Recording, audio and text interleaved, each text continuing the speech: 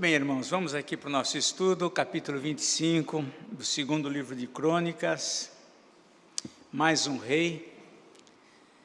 Temos neste livro, nós vemos aqui a descendência de Davi sendo mostrada. Ocasionalmente aparece uma situação lá de Israel, do Reino do Norte. Nós temos aqui hoje o rei Amazias, filho de Joás, aquele rei que viveu muito bem o seu reinado quando começou, e todos os dias do sacerdote Joiada ele se demonstrou um rei muito bom, mas após a morte dele, ele deu ouvidos aos seus oficiais, e aí então veio muitos erros. E agora reina o seu filho, está começando a reinar. Então nós vamos falar um pouco sobre ele, aqui a partir do verso 1 do capítulo 25 até o verso 4, primeiramente. Era Amazias da idade de 25 anos quando começou a reinar, e reinou 29 anos em Jerusalém. Sua mãe se chamava Jeoadã de Jerusalém. Fez ele o que era reto perante o Senhor, não porém com inteireza de coração. Uma vez confirmado o reino nas suas mãos, matou os seus servos que tinham assassinado o rei, seu pai. Porém, os filhos deles não matou, mas, segundo está escrito na lei, no livro de Moisés, no qual o Senhor deu ordem, dizendo: os pais não serão mortos por causa dos filhos, nem os filhos por causa dos pais. Cada qual será morto pelo seu próprio pecado. Então vemos aqui o início do reinado de Amazias. Ele assume o governo, vemos aqui que ele tinha 25 anos, quando assumiu o governo, e reinou durante 29 anos. Como todos os demais reis, os reis tinham um dever, uma responsabilidade diante da nação, desde que foi instituído a monarquia em Israel. Eles tinham a responsabilidade de zelar pela condição social, econômica, condição bélica, ou seja, de armamento de exércitos, a condição moral e a condição espiritual de todo o povo. Eles tinham isso como responsabilidade. Eles eram os cabeças e iam cuidar disso.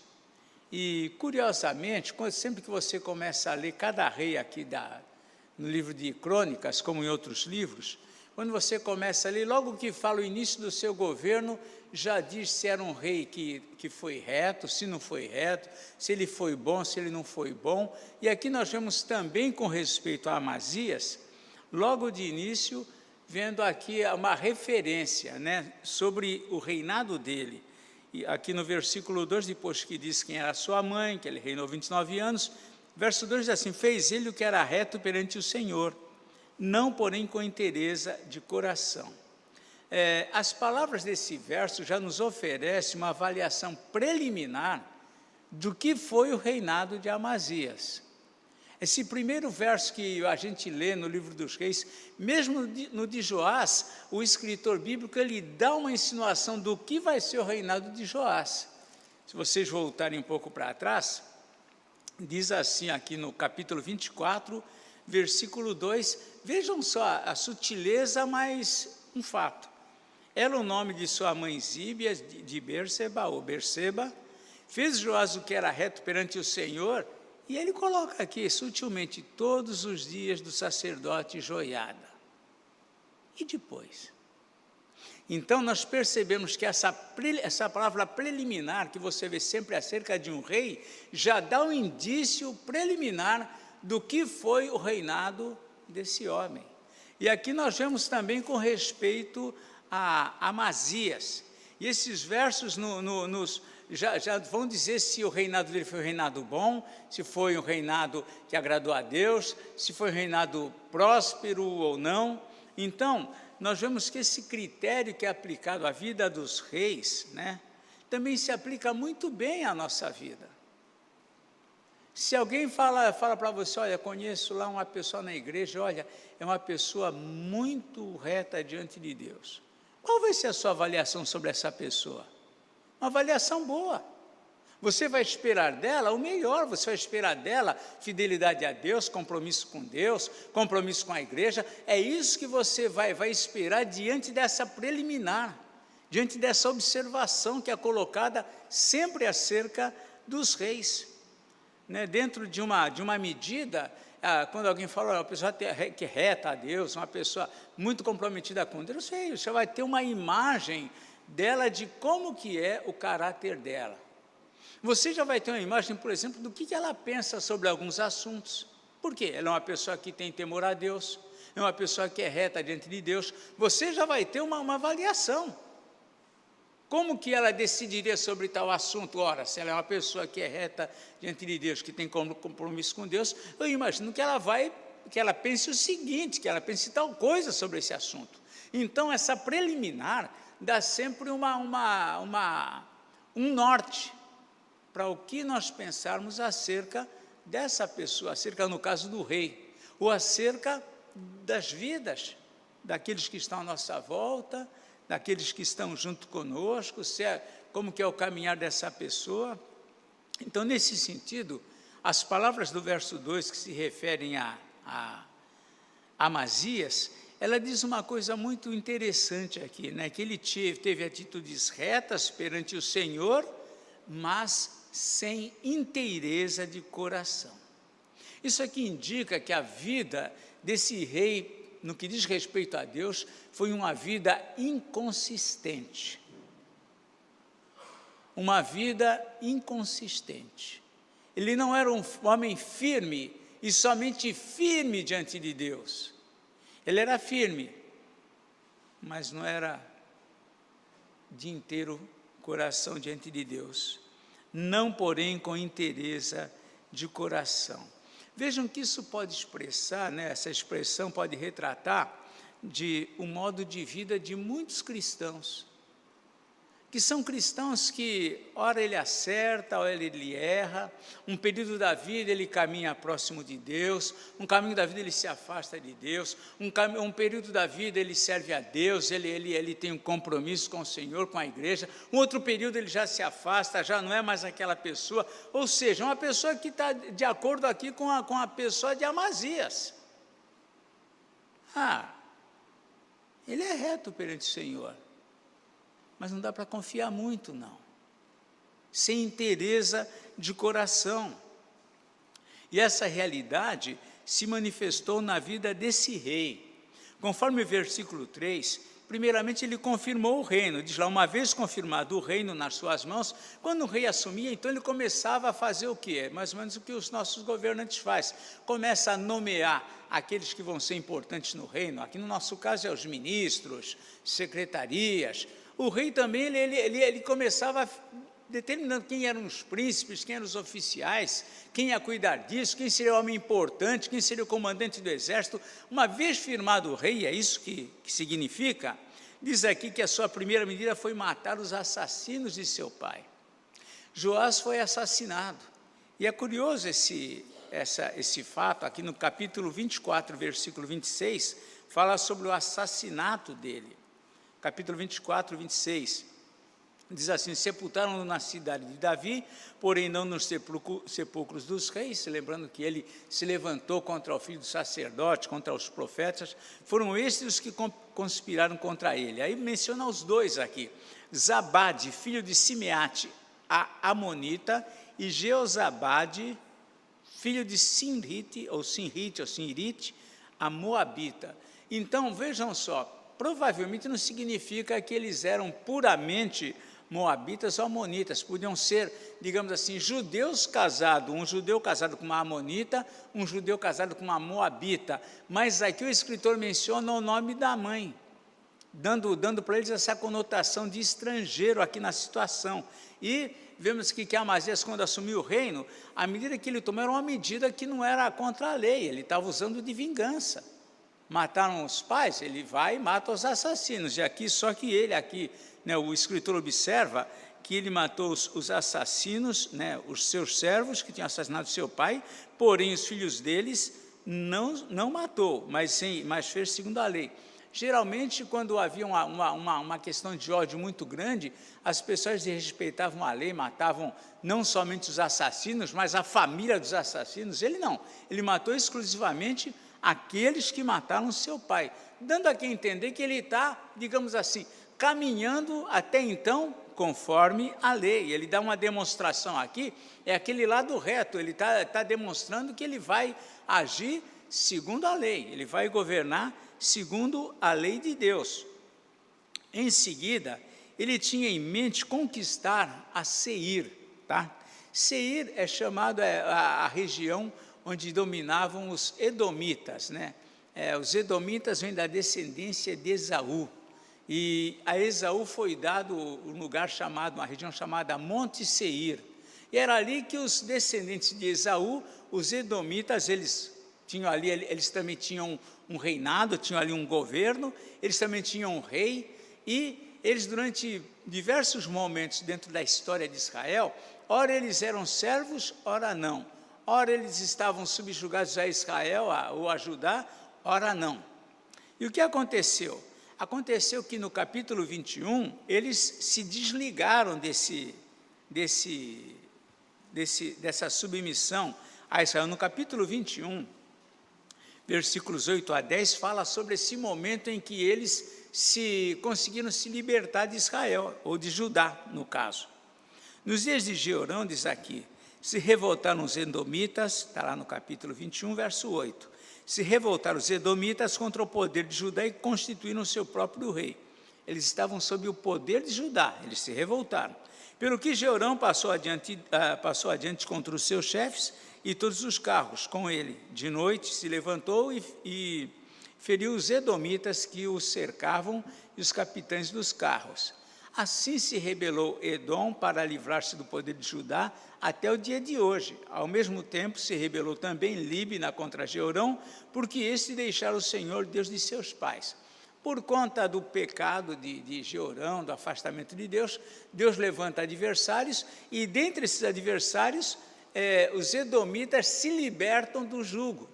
Agora o que acontece? Nós vemos que Amazias vai tentar reconquistar o pessoal, esses edomitas. Então diz aqui o versículo 5, outro passo aqui. Então ele assumiu o governo, colocou as coisas em dia, confirmou o governo, manda matar aqui os assassinos de seu pai, e em seguida, diz aqui o verso 5, Amazias congregou a Judá e o pôs segundo as suas famílias sob chefes de 1000 e chefes de 100 por todo Judá e Benjamim. Contou-os de 20 anos para cima e achou 300.000 escolhidos, capazes de sair à guerra e manejar lança e escudo. Tomou também de Israel a soldo 100.000 homens valentes por 100 talentos de prata. Então vamos entender aqui a situação. Primeiro ele fez um levantamento de quantos tinham em Judá que ele poderia, digamos assim, colocar no seu exército. Naquele contexto, isso estava dentro da lei também, homens de 20 anos para cima podiam ser convocados para a guerra. E ele fez esse levantamento, tinha 300.000.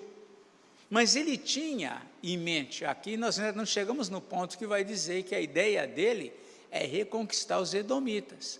Mas ele tinha isso como ideia. E ele então, juntamente com esse exército de 300.000, ele resolve contratar mais 100.000 de Israel. Lembrando que havia a separação de Judá e de Israel. Israel no norte, Judá no sul, e ele contrata 100.000 homens de Israel, 100.000 lá, por 100 talentos de prata, 3.400 e tantos quilos de prata. Era assim que ele ia pagar esses homens para contratar para irem à guerra, para irem com ele.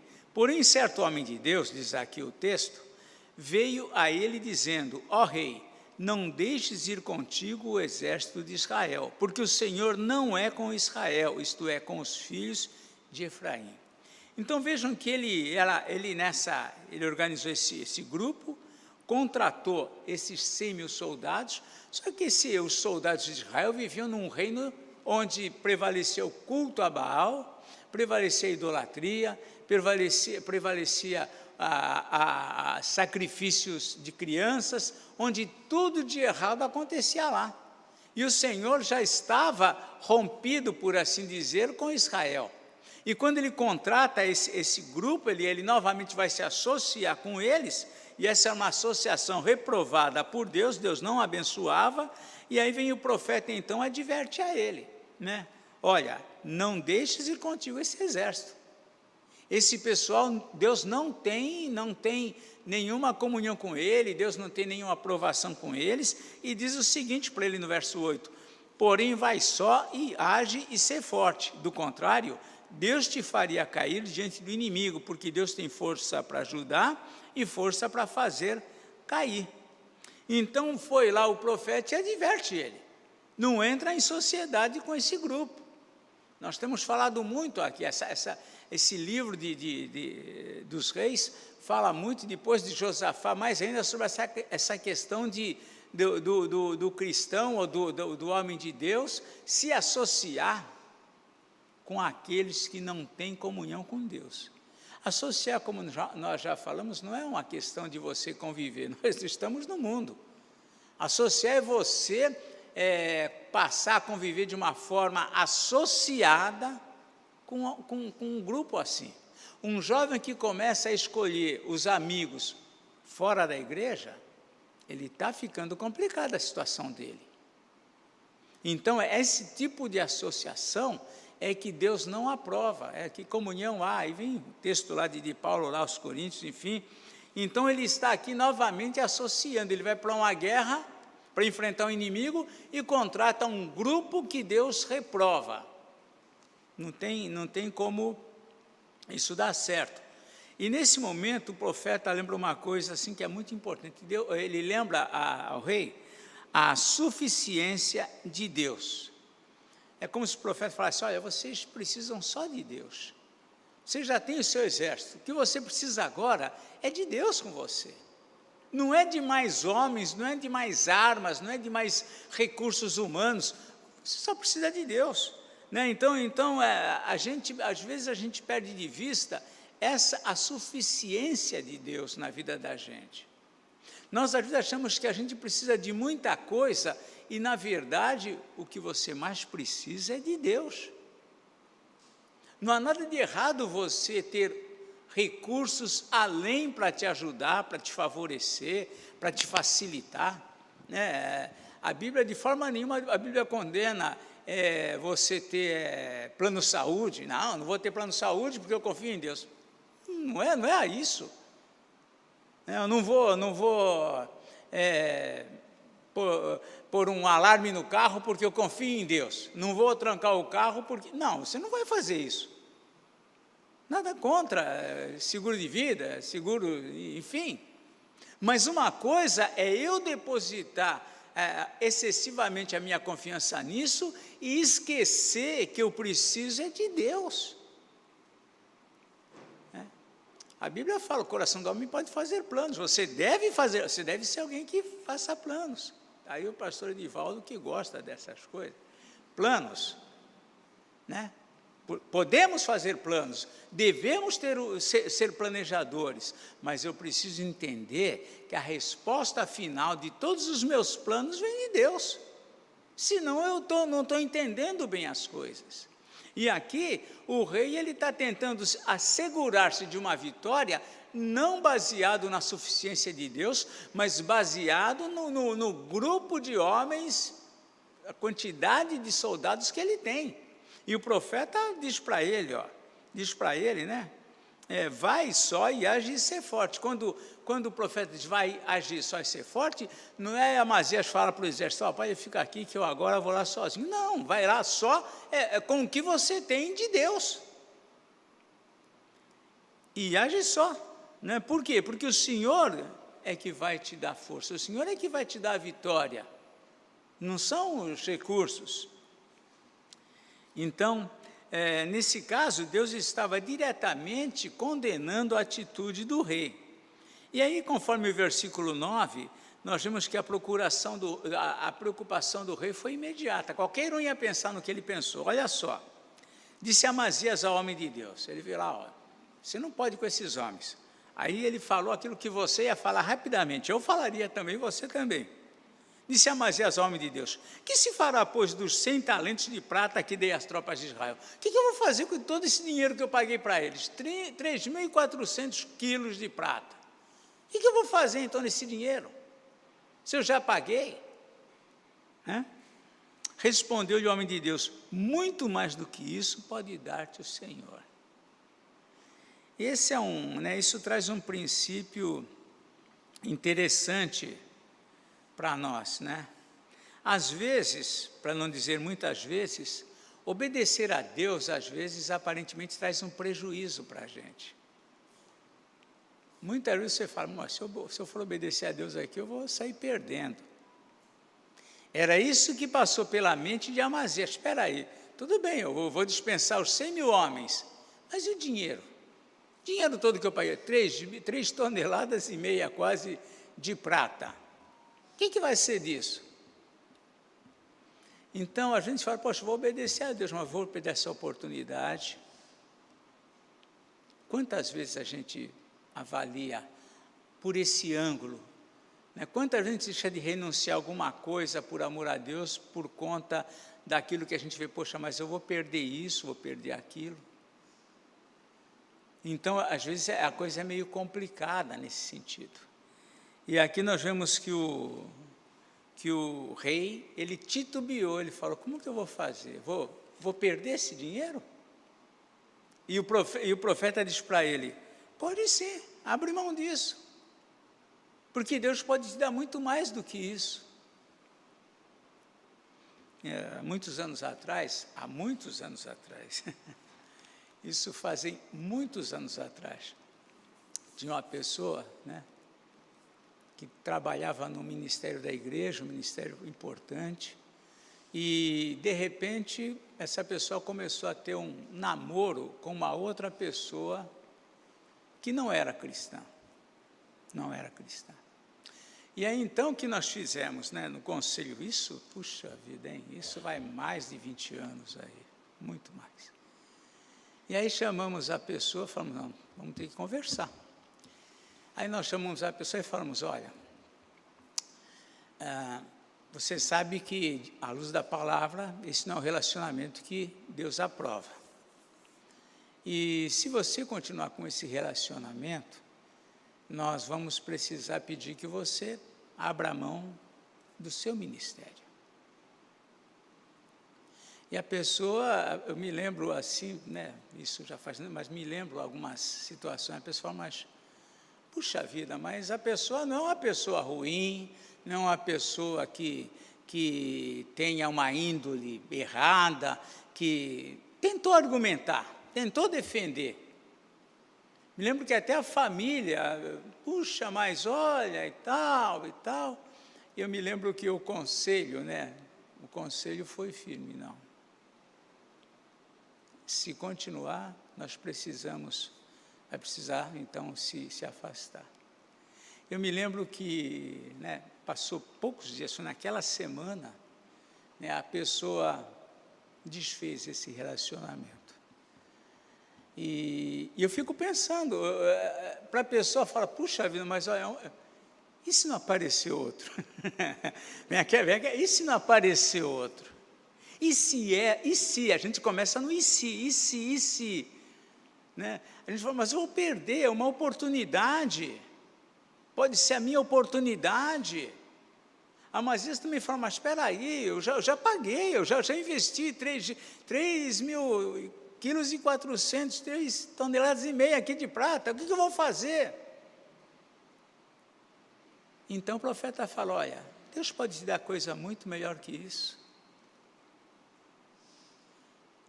Bom, o resultado final da pessoa, a pessoa, graças a Deus, mais tarde, passaram-se alguns anos, casou muito bem e deve estar feliz. Então, às vezes, a gente, quando você se dispõe a obedecer a Deus, tem situações que vai parecer que, se você abrir mão daquilo que você, aliás, para você obedecer a Ele, você vai abrir mão de coisas, você vai ter um prejuízo. E aparentemente era isso que sentiu o rei: mas vou ter um prejuízo. né? E a única coisa que o profeta responde é: muito mais do que isso pode dar-te o Senhor. Mas é muito duro quando o pássaro já está na mão, você fala: mas eu vou ter que largar esse pássaro aqui? Às vezes é. Então, às vezes, andar com Deus exige renúncia. Então, o profeta aqui novamente, né, lembra a ele que Deus podia dar. Às vezes pode parecer um prejuízo, algumas renúncias que nós temos que fazer por amor a Deus. Mas se você faz renúncias por amor a Deus, lembra disso, muito mais Deus pode dar para você, né? Às vezes um jovem na faculdade, ele não estudou, está mal, é uma prova daquela matéria que ele tem grandes dificuldades, e de repente pinta lá uma chance dele colar e ter uma nota razoável e se safar. E agora? As 3.500 quilos de prata está ali, como abrir mão disso agora? E às vezes, para você obedecer a Deus, tem que falar: não, mas Deus pode me ajudar depois, eu vou me esforçar, mas quem? Mas essa daqui já está garantida aqui, está fácil. É só dar uma olhadinha, está fácil, não vai ter problema. Então, às vezes, nós precisamos aprender dessa forma. De qualquer forma, de qualquer modo, Amazias aceitou a perda do valor. Nesse momento, ele ainda está naquela parte, né, foi reto, né, como diz lá o texto lá, fez o que era reto. Aceitou a palavra do profeta, ele questionou, ele viu ali um prejuízo, mas ele aceitou. Diz lá o versículo 10, aqui: então separou Amazias as tropas que lhe tinham vindo de Efraim. Efraim é um nome que se diz às vezes, ora é Israel, ora é Efraim, e Judá é Judá, então é essa distinção. Separou as tropas que tinham vindo de Efraim para que voltassem para casa, pelo que muito se acendeu a ira deles contra Judá e voltaram para casa ardendo em ira. Veja bem, você fala: espera aí, o que está acontecendo? Eles iam se envolver numa guerra, arriscado a morrer, a perder a guerra e morrer. Eles receberam a prata, já o que foi o contrato, não vai precisar mais ir para a guerra. Por que eles ficaram assim tão irados? Quando a gente estuda esse contexto de guerras do povo naquela época, né, a gente percebe que as guerras, a gente fala: por que alguém gostaria de ir para uma guerra? A guerra trazia muitas possibilidades. A guerra era a possibilidade de um jovem que estava começando a vida, ele não só ganhar o soldo como um soldado que ia para a terra, mas os despojos, muitos despojos. Os despojos eram repartidos, animais, ovelhas, gado, bens, riquezas, mulheres, tudo isso a guerra envolvia. Era um risco, mas era a possibilidade de muitos ficar. Quando tem lá os filhos de Jessé, os irmãos de Davi vão para a guerra, por que eles vão para a guerra? Porque era a possibilidade de conquistar alguma coisa para a família, para ele próprio, para prosperar a partir dali. Era uma oportunidade, as guerras traziam oportunidades. E quando Amazias fala: dispensa esse povo, a prata era pouco para eles, porque o muito que eles podiam ter eram os despojos, né? O salmista, lá no Salmo 119, tem um texto, eu me lembrei agora, mas vou ter que achar aqui. Agora fui lembrar, agora tem que achar. Tem um texto aqui que o salmista, ele diz que ele se alegra na lei do Senhor, como quem acha muitos despojos. E eu não sei se eu vou achar agora, mas a ideia é essa, né? Que a lei é algo que dá tanto prazer para ele, que ele compara a alguém que encontra muitos despojos. E isso dá uma ideia do que significava, para quem ia para uma guerra, os despojos que ele poderia ter. Eu não vou achar aqui o texto, se alguém tiver alguma palavra, algum lugar que tenha a palavra-chave aí, despojos, no Salmo 119, vai ver lá que ele poderá ver esse texto, onde ele diz que ele se alegra com a palavra de Deus, como quem acha muitos despojos. Eu chamo a atenção para isso, despojos. Era isso que interessava, e foi isso que eles voltaram indignados para casa, né? Eles voltaram com a prata, sim, para a guerra, mas indignados. Pode ler para nós aí. 162, tá? Então, Salmo 119, verso 162, está lá.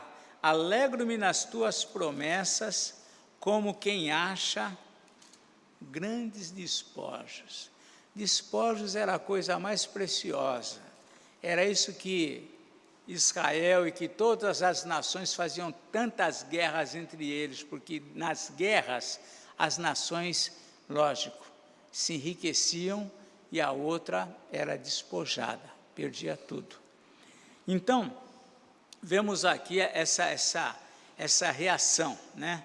Então, a obediência de Amazias, primeiramente, lá depois que ele obedeceu, ele separou então as tropas, o que acontece? Isso animou ele contra a batalha. É interessante, e essa atitude que ele teve de obedecer a palavra do profeta, trouxe ânimo para ele, né? Diz aqui o versículo 11, animou-se Amazias e conduzindo o seu povo, foi-se ao vale do Sal, onde feriu 10.000 dos filhos de Seir, dos filhos de Edom. Também os filhos de Judá prenderam vivos 10.000 e os trouxeram ao cimo de um penhasco, de onde os precipitaram, de modo que todos foram esmigalhados. Isso era guerra. Não tinha limite. Era guerra. E então, eles foram lá, venceram toda essa tropa, deles trouxeram despojos, e aí despojos vem de tudo. Quando a mãe de Sísera, vocês lembrarem, né? Eu estou agora falando muito da Bíblia, é bom se lembrarem. Sísera, né? Então, lá no Cântico de Débora, fala que quando a mãe de Sísera esperava ele voltar das batalhas, porque ele era um comandante conhecido, todo mundo temia, quando ele voltava das batalhas, então trazia o quê? Trazia estofos, trazia riquezas, trazia roupas. Suas esposas ficavam felizes, a família ficava feliz. E aí ela falava, e também as donzelas, duas para cada rapaz. Então, isso era guerra. E se a gente pensar que lá nessas guerras que existem hoje não acontece os abusos todos, não tem jeito, guerra é guerra.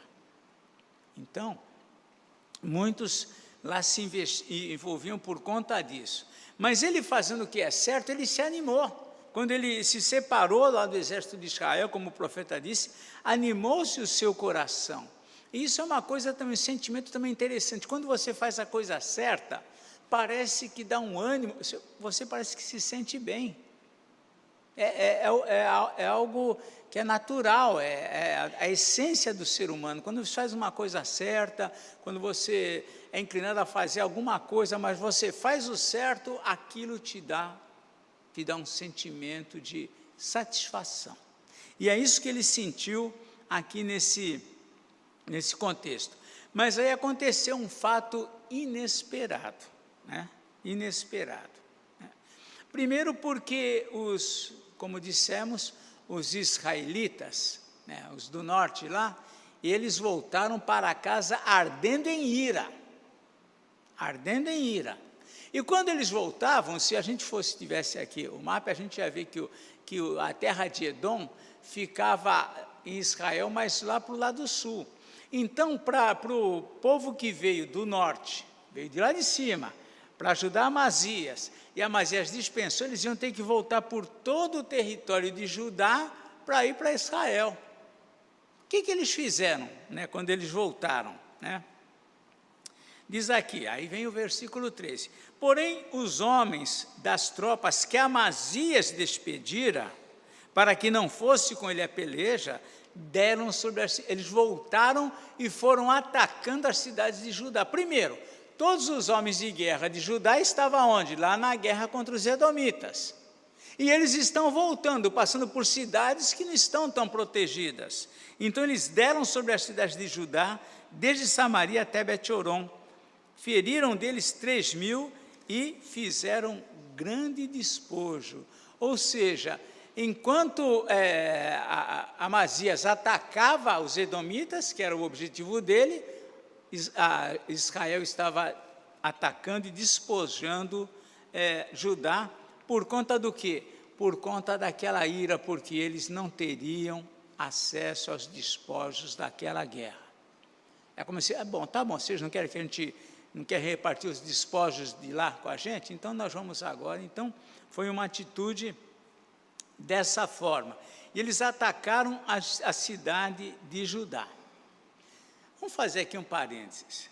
Se você fosse Amazias e tomasse ciência disso, você ia falar, mas espera aí, vale a pena a gente obedecer a Deus? Eu obedeci a Deus, me separei desse grupo todo, eles voltam e atacam o território todo lá, a nação toda lá.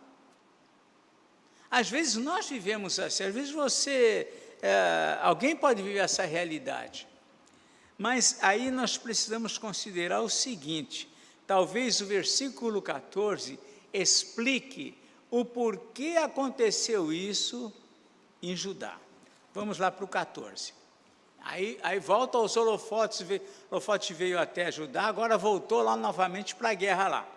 Vindo Amazias da matança dos edomitas, trouxe consigo os deuses dos filhos de Seir, tomou-os por seus deuses, adorou-os e lhes queimou incenso.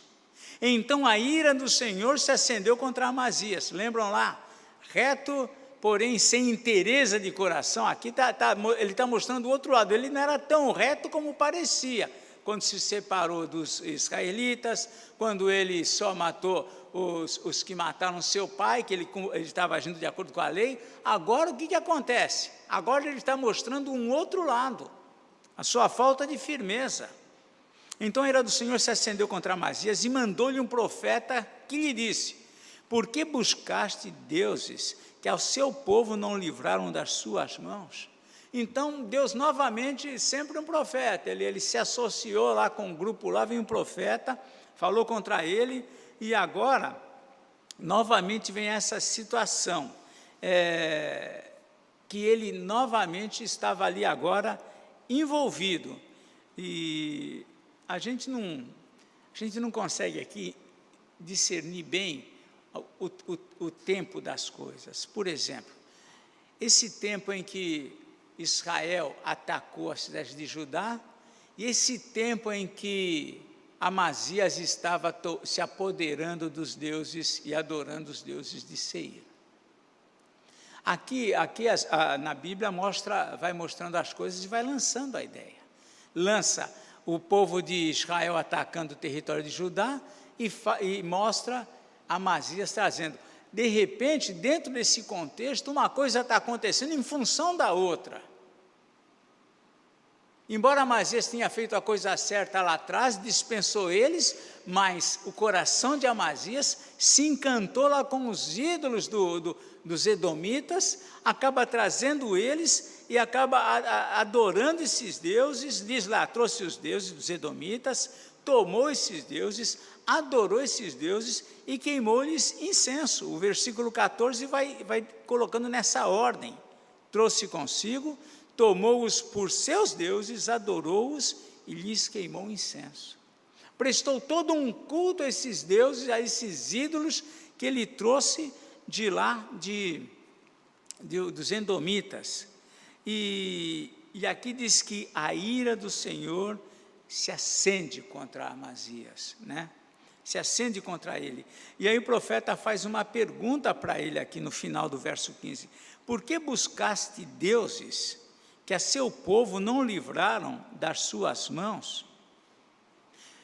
É uma coisa curiosa, Deus não apelou aqui para o mandamento, para o primeiro mandamento.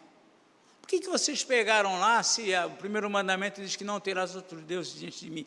Não, Deus apela para a inteligência deles, para o bom senso deles. É curioso essa atitude, né?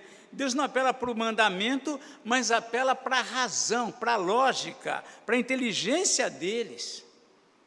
Como que pode vocês buscarem deuses que não foram fortes para defender o povo dele? Vocês vão lá, pegam esses deuses para adorar? Não tem sentido, não é razoável.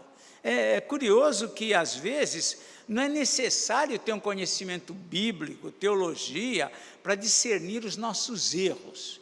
Às vezes, para você ver os seus erros, o que precisa, sabe o que é? Você ser um pouco lógico. É você usar a razão, você usar às vezes é bom senso. Não é conhecimento bíblico, é bom senso, é discernimento. Até nós falamos alguns domingos aí atrás, teve um boletim que nós falamos sobre ser razoável. E aqui nós vemos que Deus não fala, vocês quebraram o primeiro mandamento. Não, Deus fala, vocês não têm juízo? Olha o que vocês fizeram. Esses deuses que vocês estão adorando não conseguiram livrar livrar o povo deles de vocês. E agora vocês vão lá, pegam os deuses deles que não conseguiram livrar eles de vocês, e vocês os adoram. Deus apela ali através do profeta, o Senhor apela a razão deles, apela a inteligência deles. E aí o profeta, no versículo 16, vai concluindo. Enquanto ele falava, enquanto falava o profeta, disse-lhe o rei: acaso te pusemos por conselheiro do rei? Alguém te perguntou alguma coisa? Sobre o que é certo, o que é errado, se devia ter feito ou não devia ter feito? Alguém te perguntou? Para com isso. Às vezes a gente também fala aqui, para com isso. E aqui o rei disse para ele: para com isso, para de falar. É duro quando a gente é confrontado, a gente tem vontade de falar para a pessoa: para com isso, para de falar, não quero ouvir, não quero ser confrontado. Porque teremos de ferir-te aqui entende-se matar. E se ferir, a Bíblia fala, e fulano feriu ciclano. Ferir é matar. Então parou o profeta parou, ele falou para parar, e o profeta parou. Poucas pessoas suportam serem confrontadas. Confronto é uma coisa que a gente não gosta, nós não gostamos, alguns não aceitam, seja por medo, seja por personalidade, seja por caráter. Poucas pessoas aceitam serem confrontadas. Diante do confronto, ou a gente foge do confronto, ou a gente resiste, tenta esclarecer, tenta arrazoar e dizer o porquê, qual é o meu ponto de vista, ou a gente, diante disso, se submete. Não tem como ser diferente. Quando somos confrontados, ou a gente foge desse confronto, ou a gente entra no confronto no sentido de argumentar, de arrazoar, de dizer minhas razões e de repente eu consegui esclarecer ou eu me submeto quando o confronto mostrou que aquilo que está sendo dito é razoável. Não tem como fugir disso. Das duas, a primeira reação é a mais comum, às vezes, a gente fugir, né? Ou resistir, mas se submeter é muito difícil. Geralmente a gente resiste para não se submeter. E às vezes, mesmo já entendendo que não tem a razão, mas agora, como que eu vou dizer agora aqui, ó? Então, é uma situação que a gente, agora imagina, era um rei que estava sendo confrontado também, né? É nisso que Davi se destaca, porque mesmo ele sendo rei, ele, quando confrontado, Davi se sujeitava. Mas a maioria dos reis, nós vemos pela própria história, não se sujeitavam. E aqui, mais uma vez, Amazias está sendo confrontado, o que o profeta fala é algo racional, é algo razoável, mas ele não se mete. Então, o que ele faz? Ele usa da autoridade dele e fala, cala a boca, para com isso.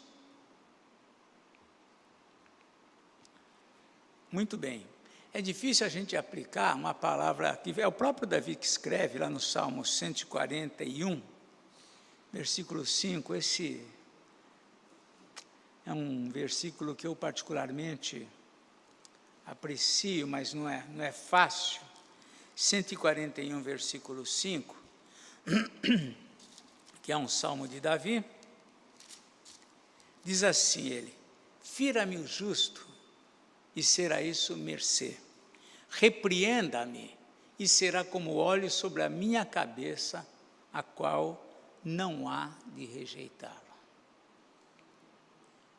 Era alguém que se submetia a essas situações. Fira-me o justo. Isso vai ser graça para mim. Fira-me o justo. Repreenda-me, e será como óleo sobre a minha cabeça, a qual não há de rejeitá-lo. Geralmente nós não aceitamos repreensões, confrontos,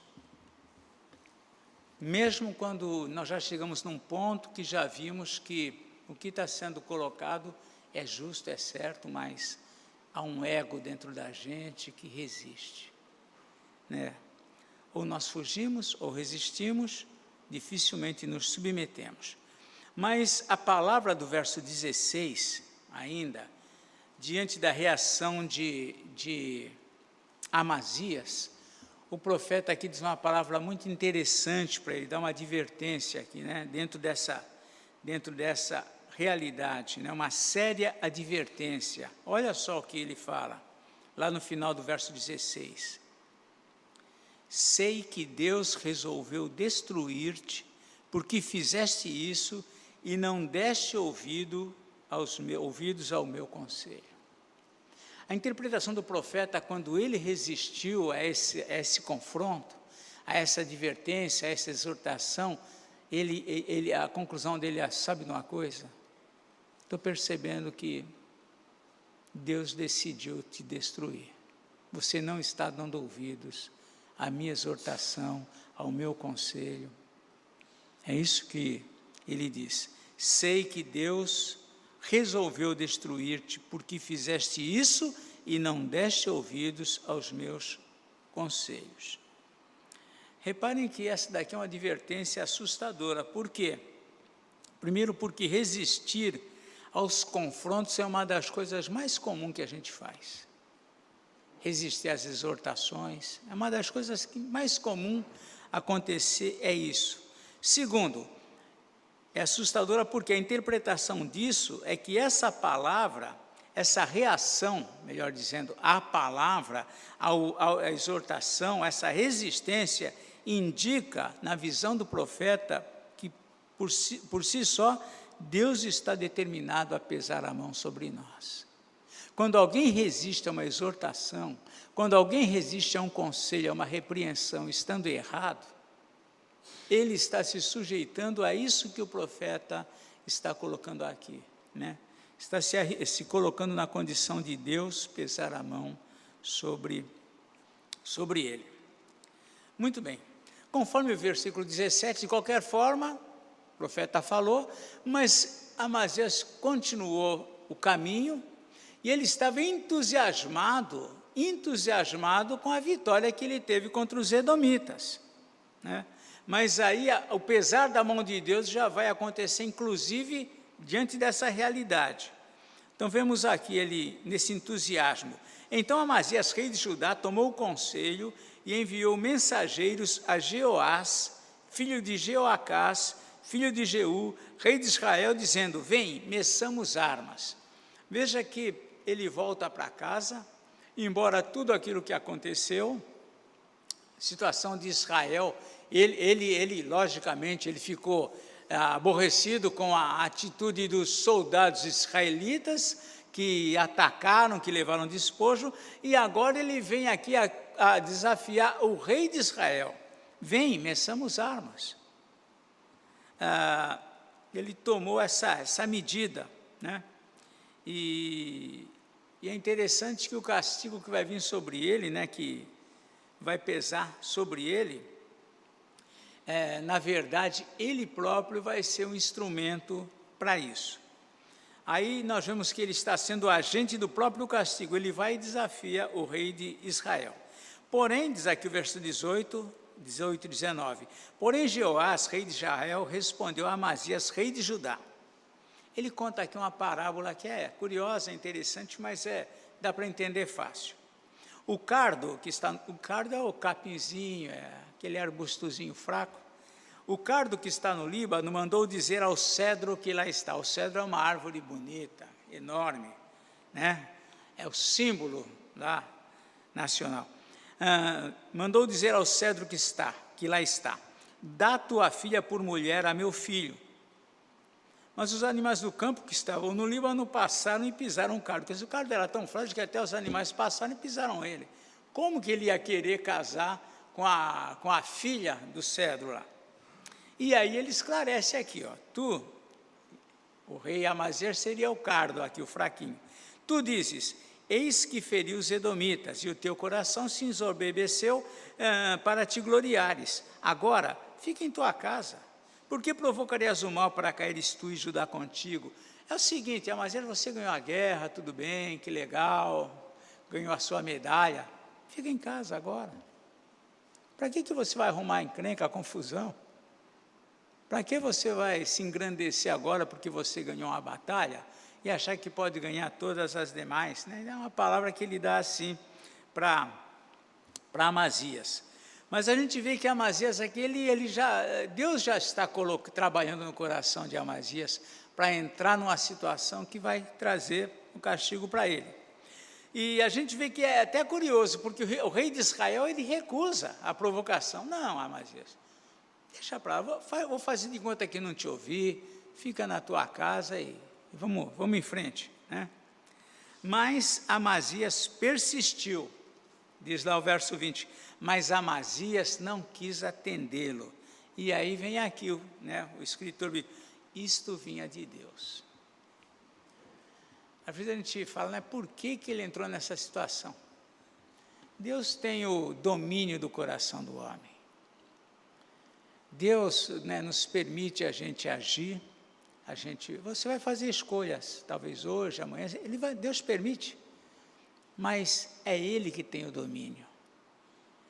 E Ele pode colocar no coração do homem direções, decisões, ideias, que são contra o próprio homem. E Amazias, ele tinha se apartado de Deus, já tinha resistido à palavra de Deus, ao profeta de Deus, ameaçou o profeta, e agora o Senhor mesmo leva ele a essa situação dele se ensoberbecer, achar que poderia vencer o rei de Israel e insistir nessa briga. Então Amazias não quis atendê-lo porque isto vinha de Deus, para entregá-lo nas mãos dos seus inimigos, porquanto buscaram os deuses dos edomitas. Deus tem o domínio sobre o coração do homem. Lá no Provérbios 21:1, diz assim, assim como um ribeiro de águas é o coração do rei nas mãos do Senhor, segundo o seu querer, ele o inclina. Deus coloca vontade ou tira a vontade. Ele é o Senhor do coração da gente. E aqui ele está agindo aqui no coração do rei Amazias.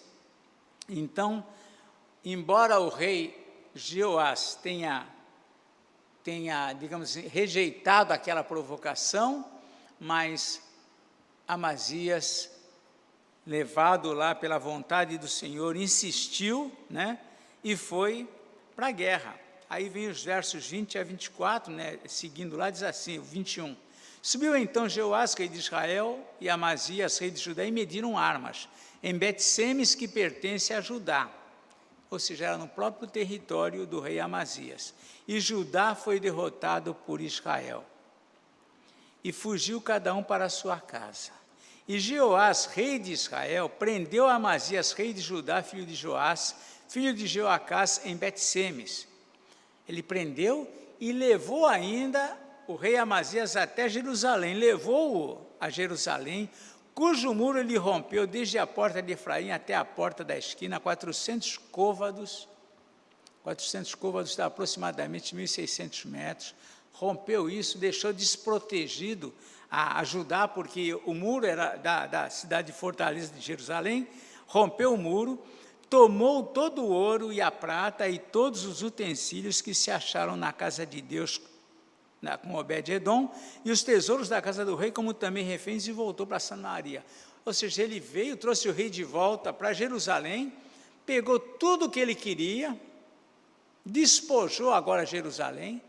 Aqueles soldados israelitas atacaram Judá, os territórios de Judá, mas não chegaram a Jerusalém, que é onde estava o quê? As coisas mais preciosas do rei. Agora o rei Jeoás vem, toma tudo, ouro, prata, os utensílios que estavam na casa de Deus, pegaram os tesouros que ficavam guardados nas câmaras, que eram oferecidos a Deus, ele levou também os tesouros da casa do rei, voltou para Samaria e deixou Jeoás onde?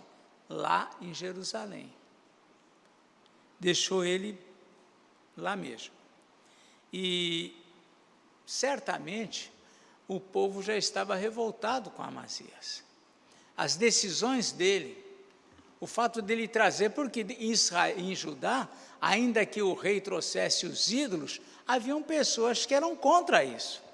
Sempre teve pessoas que eram a favor daquilo que era o certo, da religião, de buscar a Deus, e Amazias, ele trouxe tudo isso, causou essas derrotas, entrou numa guerra, essa guerra que ele quis aqui, que ele não quis atender o rei Jeoás, foi uma guerra que ele insistiu em ir, e agora o povo fala, tá bom, e agora, Amazias?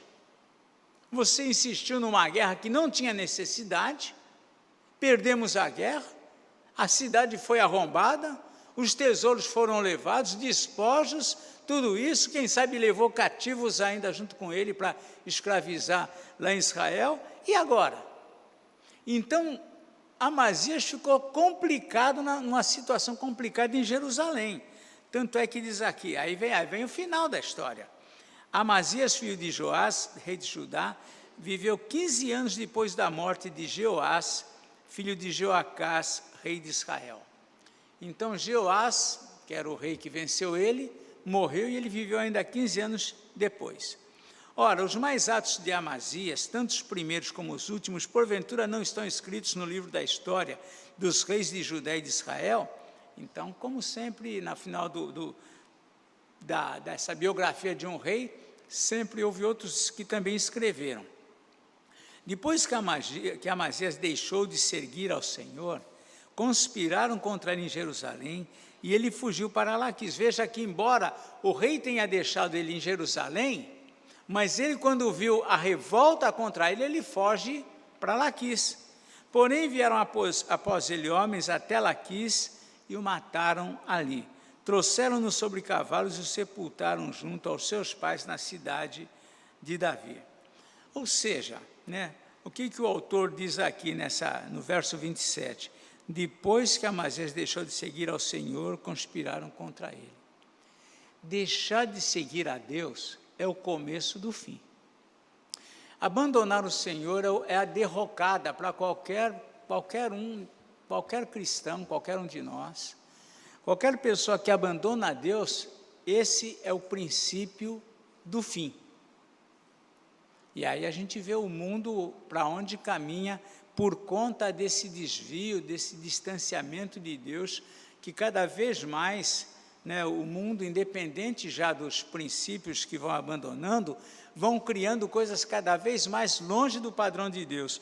E aqui, quando ele se desviou de seguir ao Senhor, deixou de seguir ao Senhor, começou e veio toda a derrota dele. Por fim, ele viveu esses 15 anos após a morte de Jeoás, e ele aqui, então, foi morto, foi perseguido, foi morto. Provavelmente, os próprios judeus, revoltados por tudo aquilo que ele fez, decisões que ele tomou, distanciamento de Deus, tudo isso trouxe contra ele esse juízo. E assim terminou a história aqui de Amazias. Aí vem o reinado de Uzias, que é uma outra história, que a semana que vem vocês vão estudar com o pastor Edivaldo, com a figura do rei Uzias.